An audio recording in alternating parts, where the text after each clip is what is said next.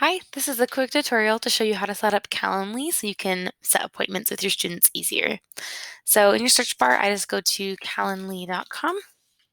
This tutorial is for the paid version because my school does provide that and it's really nice and there are a lot more features, so I highly recommend it. So you'll want to go to your account on this page. These are all the events I've created in the past, but I'm going to create and use an event type. So there are many different options. We want just one-on-one, the first one. So we're going to customize our event. So event name, I'm going to do student teacher meetups. And in parentheses, I'm going to put feedback. So students know they're going to be getting feedback on a recent item. Location, you can pick any of these. It might depend on the student's needs and how you're directing your meetups. So I like to do custom. And then I will say, will determine location on appointment. Because you know your students best. And for me and my students, some students prefer call, some prefer Google Meet, some prefer Zoom. So update. All right, description and instructions.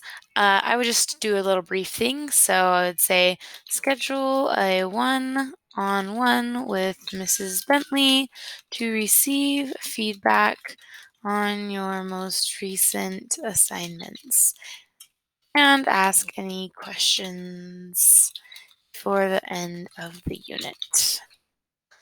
All right, this is what the event link will look like. You can always change it if you want, but I'll just leave mine. And you can pick the color, which is kind of fun. All right, click next. This is the most important page. It tells you when you're booking this thing. So 60 calendar days in the future seems far. I always do within a date range. And if you click on this, it will let you pick the actual dates. So I usually have a set window where I'm wanting to speak with students. So I'm going to say that this lesson will be being taught in April. And the last week in April, I want students to receive feedback for this entire week. So I'm going to click that. Duration, my meetings are usually shorter with my students, so I'm going to say that they're 15 minutes. You can use an existing schedule or you can set custom hours. If you do choose to do this, you will go to your event, which I said was in April, I think. Oh, yeah, April 26th through the 30th. And you can click on the individual days, edit, and you can select your times down here. I'm good with the 9 to 5, so I'm going to leave mine. Cool. And then buffers gives you time to prep between appointments, but I'm fine because my meetings are pretty quick, and so I'm good. Then click next. All right, so this says Student Teacher Meetup is ready to accept events.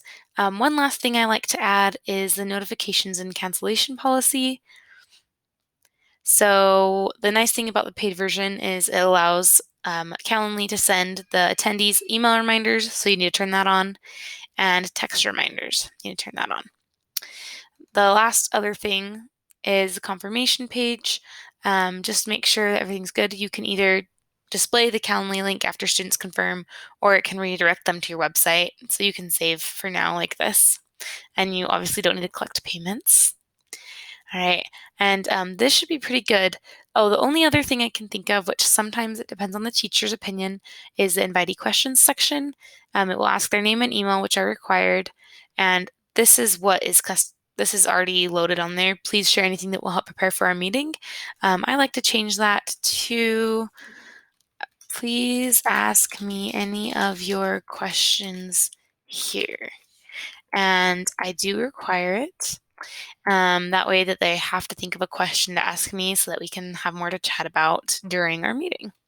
So save and close. All right, and this is all ready to go. So you can view the live page, which is what I like to do. Make sure everything looks clean in the way that I want it. And here are your dates. So you click on the days, the students can see all the times they can pick from. If you click on it, they'll click confirm and they'll fill out your questions, which is awesome. All right, and then if you are wanting to go back and get your links, you'll want to go back to the main Calendly page. Your most recently created event should be here first, which mine is the Student Teacher Meetups, and you can copy the link this way, or you can add to the website and it will give you the embed code. So whatever you prefer, if you're going to email it, do the copy link. If you're going to embed it to a website, do the embed code.